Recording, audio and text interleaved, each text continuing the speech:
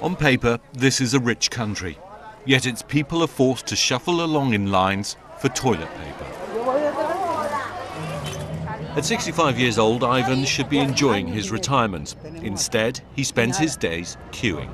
What have you got in your shopping trolley? Nothing? What do you want today? Azúcar, leche, papel toalete. He wants sugar, milk, soap and toilet paper. This in a country with some of the largest oil reserves in the world.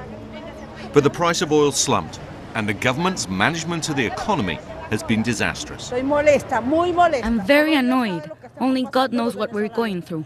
Because in truth, no one is helping us. We have a government that doesn't care at all.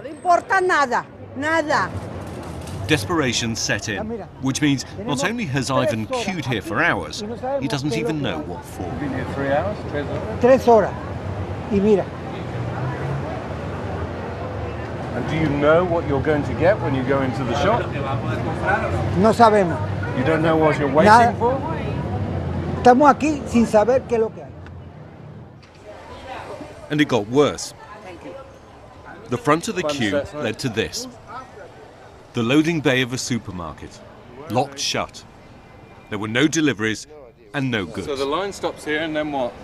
It's a symbol of a system that's failing. Scenes like this are playing out across the country as people swap rumours about what goods are available where, spending hours every day standing in line. So people have become almost obsessed by the shortages. And it's played extremely badly for the government here, which has now turned to its old nemesis, the United States, accusing it of waging an economic war against the people. And a recent move by Washington, declaring Venezuela a national security threat, has just handed the government here a propaganda victory.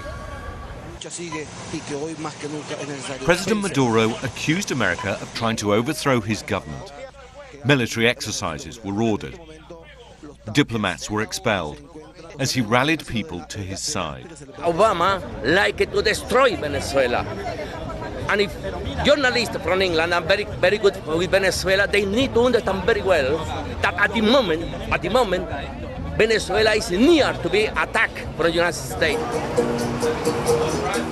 President Obama said it was part of sanctions against 7 officials, that he doesn't really see Venezuela as a threat. But it's hampered his efforts to redraw America's image. And although it's given President Maduro a reprieve, it'll be short-lived, as Venezuela's problems only grow. There are fears the economic crisis is literally killing people. Dr. Romero is a cancer surgeon. He gets just $50 a month in a public hospital, so also works here in a private clinic. He says patients in the state system are at greater risk, more having radical surgery, because of a shortage of equipment and medicine. The situation right now is very difficult. Every day is worse. And if the things going on like this, will be a humanitarian crisis. A humanitarian crisis? You think it's that? I think there will be every day the rate mortality is growing up. And breast cancer is going up. Many here live in fear of opposing the government. But there have been protests, some violent.